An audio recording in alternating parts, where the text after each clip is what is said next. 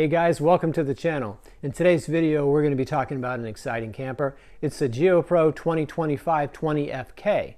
This one has one big difference to the other models.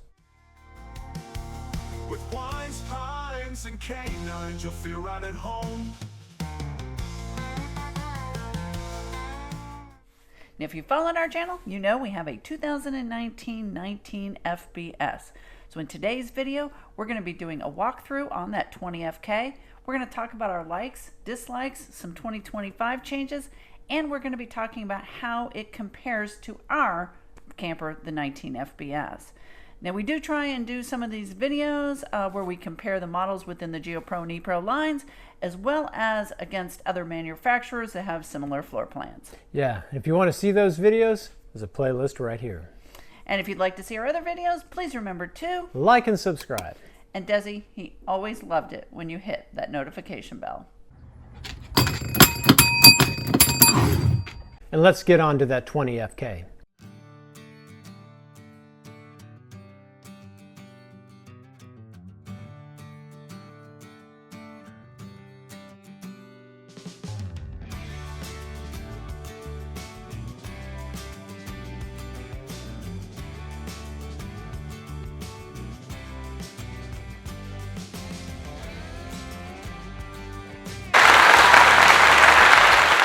That's right, this model has a 43-gallon gray tank, which is great for dry camping. The other 20-foot models only have a 27-gallon gray tank. The front side has a 15-foot awning, frameless windows, more right fold-up steps, the off-road tires, a table rail, and these two compartments we will talk about in a minute. The back of the camper has an outside shower hookup, a ladder, hitch receiver, and is pre-wired for a backup camera. There is also a large storage compartment. The back side of the camper has a large slide, another storage compartment, utility hookups at the back, and there are tanks at the back and front of this camper. The front has a large window, a tongue jack, battery box, and two propane tanks. It also comes equipped with a 200-watt solar panel, solar on the side, and a solar controller on the inside. And on the inside, the first thing you'll notice is how large the kitchen is for a small camper. It comes standard with a 12-volt fridge, microwave, and a 3-burner cooktop and gas oven. There is also plenty of storage. The jackknife sofa has a lagoon table and a 32-inch TV mounted to the wall. Queen bed in the back with a fold-away bunk overhead. The bathroom is across from the couch and has the typical shower,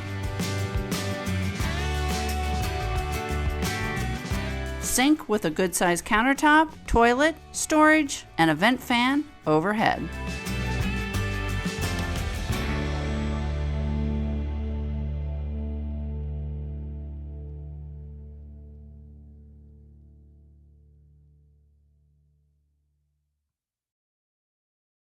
Other than the dual axle, which is only available on this model, we didn't see a lot of changes in the 2025 year. So even the decor was very similar to prior years.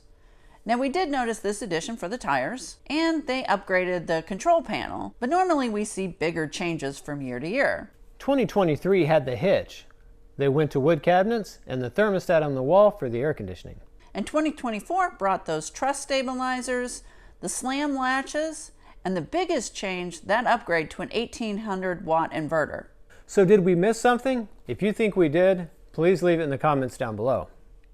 Now we are working on a video of some of the things that we've seen over the years that we wish Forest River would just go ahead and change or upgrade. So we need your help with that a little bit. Yeah, if you want to help us get there, please let us know any upgrades or improvements that you might think would help make a better camper. Leave those down below, and maybe once we do the video, Forest River will see it, and maybe we'll get some of our wishes granted.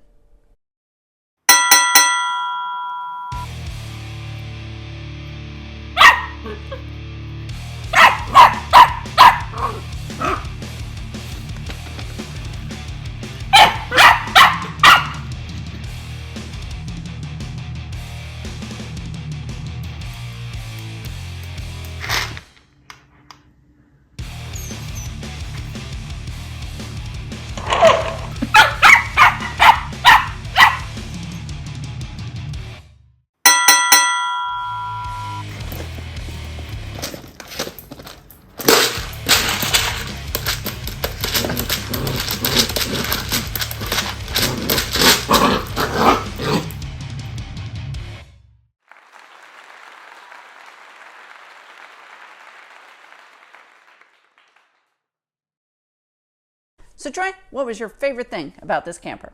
Yeah, it's going to be hands down the availability of that second axle.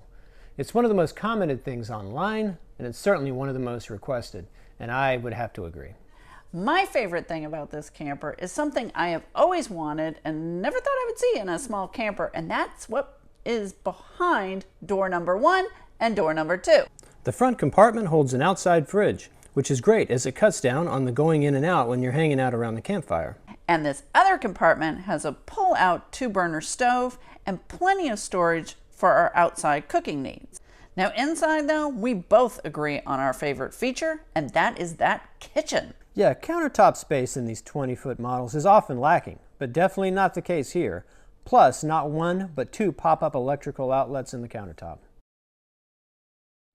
When you dedicate this much room to the kitchen area, in a small camper, something has to give. No camper is perfect, and some of these dislikes are kind of smaller items.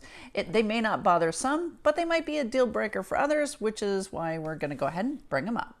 First is the tight space by the sofa. The bathroom wall is right there. And for some people, the TV sitting up so high might make it a little awkward to watch. And the second area is this bedroom area. I would feel closed in with 1, 2, 3.5 walls, not to mention the bunk overhead while you're sleeping. We love that our 19 FBS allows us to do that easy mod where at night the bed turns into a king size. Now these are small dislikes really. It's a 20-foot camper. Accommodation is always going to be the name of the game. But there was one other area that you thought might be an issue. Yeah, I'd have to say it's that bunk bed above the main bed. The walls are a thin board, so I'm not sure how long these struts are going to stay in position. So I'm curious, for those of you that have this model, have you ever had any issues? For us, we would probably remove that bunk bed to give us a little bit more spacious feeling and do more like the storage here in the 19 FBS. Overall, I'm really happy with a lot of the features I see in this camper, especially because it's not found in the other models of the Epro and the GeoPro line. But the next question is, how does it stack up to our camper?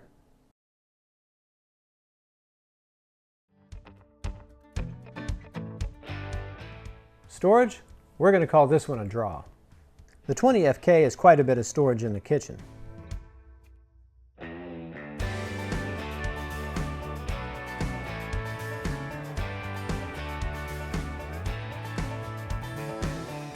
There is a drawer under the bed and a cabinet overhead, and cabinets over the couch. And the bathroom also has a good amount of storage.